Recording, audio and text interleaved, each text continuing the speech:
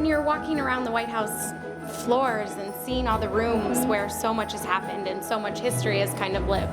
I mean, it's truly one of the most amazing experiences one could have. It really is. We're all little elves running around. And it happens so much faster than one could ever imagine. I mean, we're doing, 18, 20 rooms? This would not be possible if it weren't for the 85 fabulous volunteers who took time out of their busy lives to come from all parts of the country to help us decorate this house. And it happens overnight. It's been really inspiring to watch all these talented designers put this plan together. We're all volunteers, we're not paid. We pay for all of our travel and lodging expenses. I have been climbing scaffolding, I have been down on the floor skirting trees, I have been organizing floor arrangements, I have been placing poinsettias, everything and anything that's asked.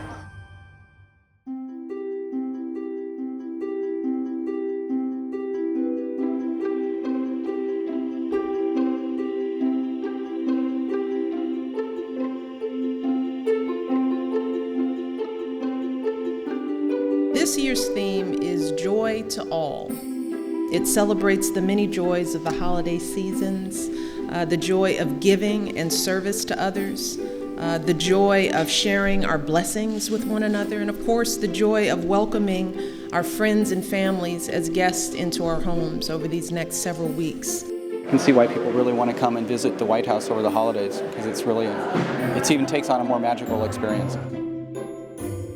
I'm in the Oregon Air National Guard. I've been in the Guard for 22 years, and I wanted to nominate my partner to become a volunteer, and thought, well, now that the Don't Ask, Don't Tell policy has been repealed, I can actually write the letter. Before I would never dare. Throughout the holiday season, more than 90,000 people will come from all around the world to see this house, and I do hope that your holiday season is truly special.